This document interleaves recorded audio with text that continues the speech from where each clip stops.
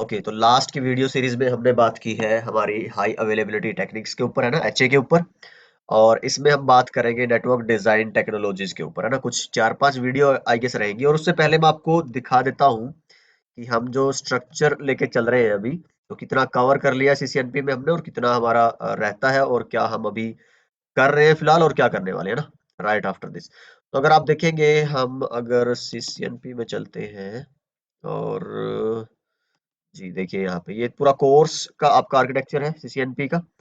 और अगर इसमें देखेंगे, हमने आर्किटेक्चर में अभी जो किया था वो कर लिया है एचए। तो अभी इस वाली सीरीज में हम करेंगे डिजाइन टेक्नोलॉजीज, राइट। तो ये पूरा होते ही उसके बाद हमारा फिर बात आती है क्लाउड की, फिर एसडी वैन, SDA, wired and wireless QoS, switching mechanisms. काफी हद तक मैंने आपको वीलैन्स वाले स्विचिंग वाले पार्ट में बता दिया था। फिर भी कुछ वीडियोस आई थिंक उसमें नहीं थी, जो कुछ पर्टिकुलर टॉपिक्स हैं, तो वहाँ इसमें कवर करेंगे हम। ठीक है। तो ये आर्किटेक्चर पूरा होते ही आप अगर देखोगे, इंफ्रास्ट्रक्चर हम पहले ही पूरा कर चुके हैं। ठीक है। और लेयर 2, लेयर 3 आईपी सर्विसेज, अच्छा आईपी सर्विसेज का कुछ पार्ट बाकी है। ठीक है, वो भी हम अपलोड करेंगे इसके बाद। फिर नेटवर्क एश्योरेंस की बात करेंगे। ठीक है।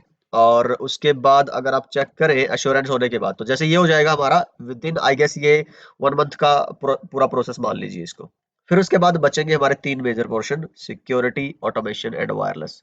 तो एक विजिबिलिटी आपको काफी टाइम से नहीं दी थी शायद मैंने, कितना हो चुका है, कितना रहता है। तो अभी बहुत पेस पे चल रहा है ना कोर्स, तो फास्ट पेस्ड है, और अगर यही हमारा टचवुड बना रहे, तो जल्दी ही हम 2-3 महीने में पूरा सीसीएनपी कवर कर लेंगे, आई होप सो, है ना। तो आपकी तरफ से अगर कोई भी सजेशन, फीडबैक कुछ भी है, तो प्लीज आप मुझे हमेशा की तरह बताते रहा करिए, मेल करिए या कमेंट करिए, जो भी है। और अगर आप नए हैं, अभी सब्सक्राइब नहीं किया है आपने, तो जैसा मैं अगर आपको अपने स्टैट्स दिखाऊं ना यूट्यूब चैनल के, आपको हैरत होगी कि मोर देन आई गेस 60% लोग जो वॉच टाइम है और व्यूज है, वो अनसब्सक्राइब्ड लोग हैं। तो मुझे नहीं समझ आया ये क्या होता है, ऐसा भी होता है क्या कभी। पर हाँ, ये सच है, तो प्लीज डू सब्सक्राइब। और ये एक हौसला अफजाई, जब नंबर बढ़ते दिखते हैं तो और ज्यादा मेहनत करने का मजा आता है, पता है।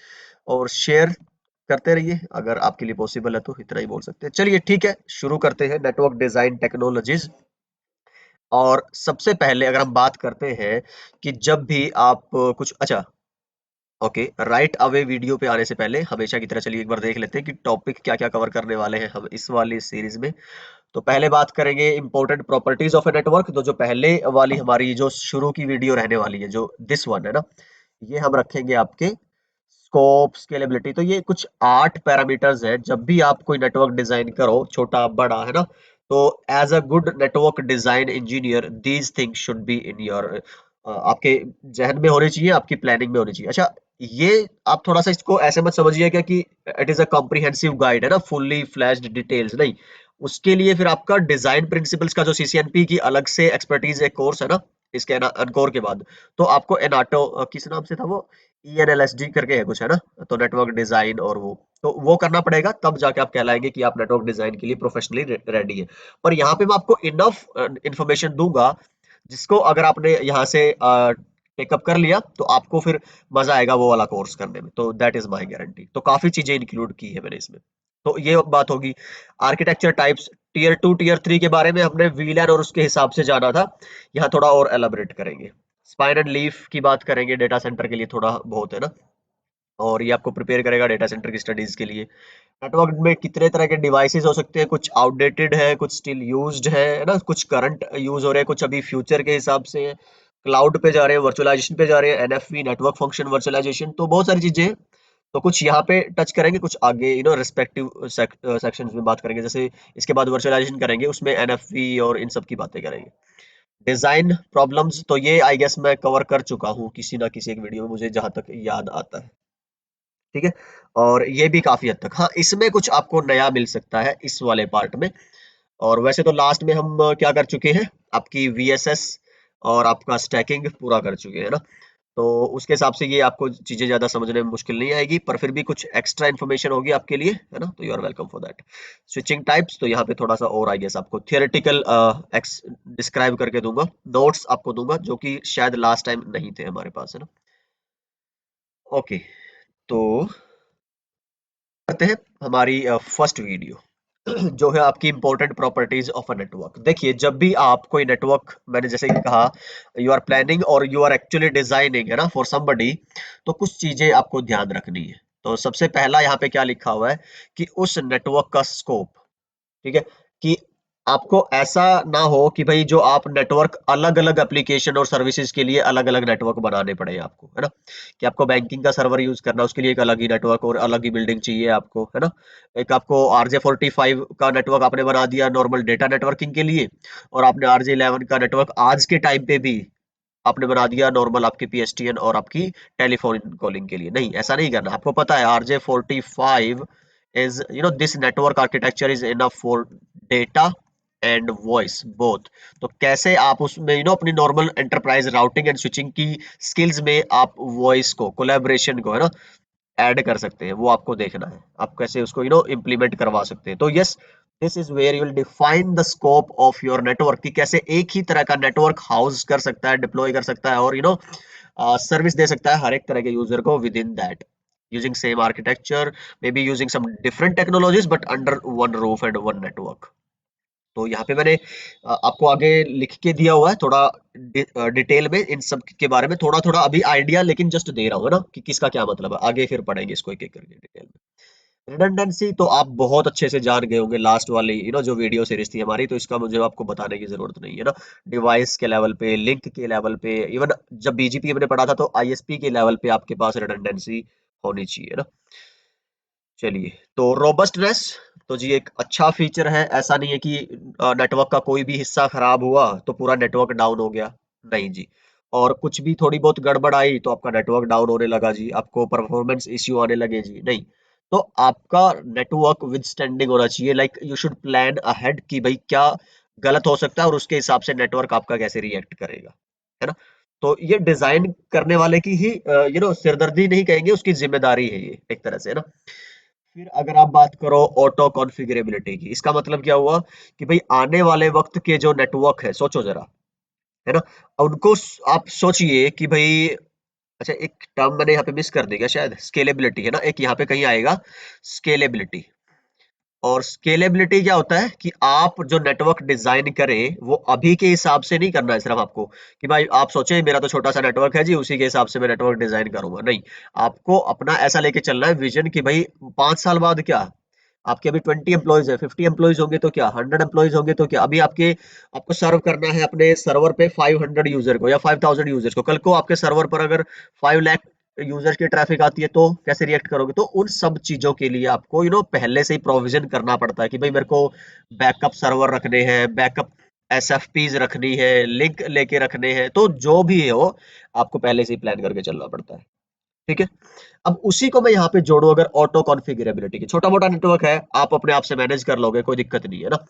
लेकिन यार ऐसे सोचो कि टाइम, जैसे आज का, अगर आप एक प्रोवाइडर के लेवल पे बात कर रहे हैं, मैं थोड़ा सा बिगर पिक्चर की बात करता हूँ, तो यार आपको हजारों साइट्स, हजारों कस्टमर को अगर वैन की कनेक्टिविटी देनी है, तो सोचो यार कितना टीडियस टास्क है। इसीलिए इतना ज्यादा पैसा होता है एंटरप्राइज नेटवर्किंग में। जो इंजीनियर्स है ना, CCI लेवल के 10 10 15 15 साल का जिनका एक्सपीरियंस है, जो सोल्यूशन इंजीनियर्स हैं, जो कंसल्टेंट्स है ना, तो क्योंकि वो बहुत यार, ये बहुत कॉम्प्लेक्स चीज है। अगर मैं आपको बताऊं ना, कि जब एक यूजर इंटरनेट रन करता है ना, सिंपल उसने मोबाइल डेटा ऑन किया या फिर वाईफाई ऑन किया, कनेक्ट हो गया, चलो जी मजा आ रहा है। नहीं, ऐसा नहीं है।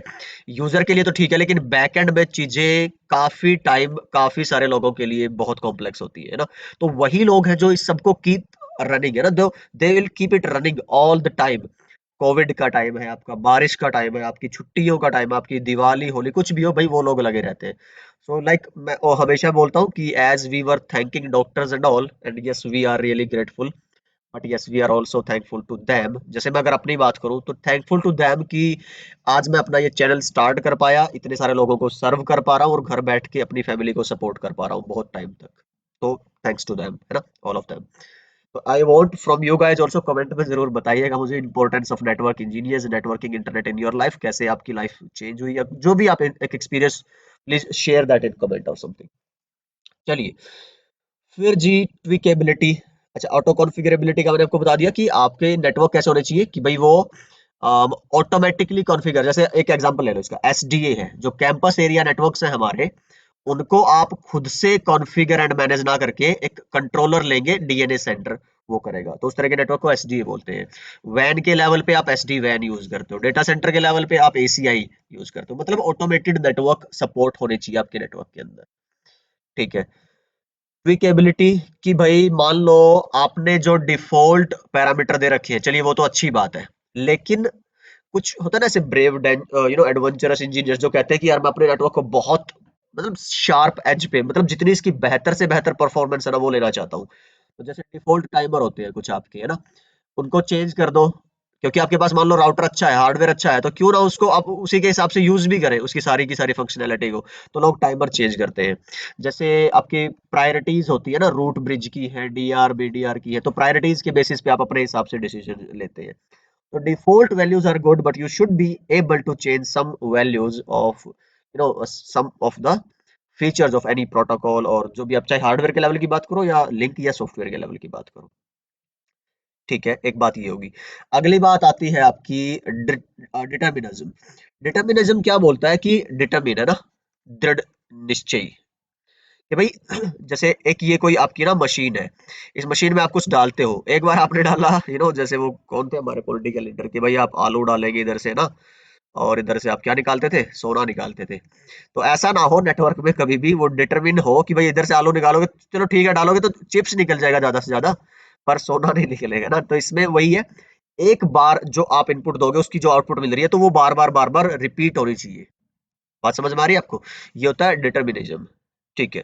कि जैसे ओएसपीएफ का एग्जांपल ले लूं मैं, एक आपने नेटवर्क डिजाइन किया और उसमें लिंक भी वही है, आपके कहीं पे सीरियल है, कहीं आपके मान लो कहीं पे आपके 10 वाले हैं 10 एमबीपीएस, कहीं पे 100 एमबीपीएस, कहीं के 1G, और उसके हिसाब पे से फिर राउटर्स पे जो आपने ओएसपीएफ चलाई थी उसने अपना एक बेस्ट पाथ चूज कर लिया। अब आप बोलो कि यार आपके एक पोर्शन ऑफ नेटवर्क में तो ओएसपीएफ चूज कर रहा है ये वाला बेस्ट पाथ, और सेम टू सेम एक अदर ब्रांच में आप ओएसपीएफ यूज कर रहा है ये वाला बेस्ट पाथ। तो ऐसा नहीं होना चाहिए बॉस, है ना। तो ये फिर डिटर्मिनिस्टिक नेटवर्क नहीं है। अब बोलने वाले ये भी बोलते हैं कि भाई फ्लेक्सिबिलिटी जरूरी है, डिटर्मिनिस्टिक अच्छी बात है, ऐसा होना नेटवर्क्स का या नहीं, तो वो कई सारे डिस्कशंस हैं जो आप आगे जाके बात करोगे कि भाई जब आप पर्टिकुलर इस फील्ड में जाना चाहोगे तो आप, है ना। फैंटास्टिक।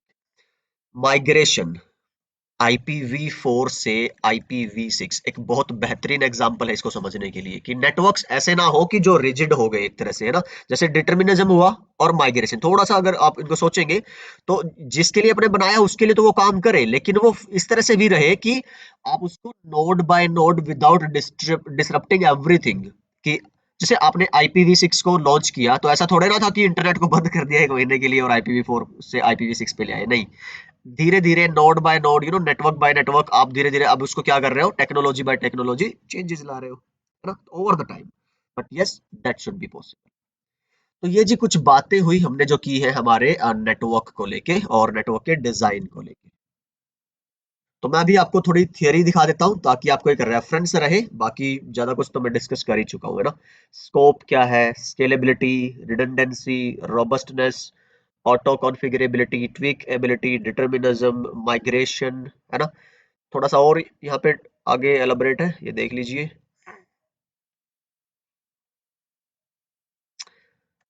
सही बात है जी। थ्योरेटिकल वर्ल्ड में नहीं रह रहे हम, रियल वर्ल्ड में रह रहे, तो उसके हिसाब से तो कई सारी चीजें यहाँ पे मैंने ज्यादा एक्सप्लेन की है जो कि आपको बाकी जगह कम देखने को मिलती है। कई चीजें नहीं की है जो कि आप बाकी जगह पढ़ लेते हैं कई बार, है ना। ओके। चलिए तो फिर आई गेस इस वीडियो में इतना काफी है। अगली वीडियो में हम बात करेंगे कि कुछ डिजाइन फंडामेंटल्स इंटरनेटवर्किंग के, सिर्फ आप नेटवर्क में इंटरनेट की बात ना करें, नॉर्मल भी जो आपकी प्राइवेट नेटवर्किंग है उसके हिसाब से, और कुछ डिजाइन मेथडोलॉजीज हैं आप जो आगे अपने स्पेशलिस्ट एग्जाम में या उसमें देखेंगे जब आप एनएलएसडी वगैरह करेंगे।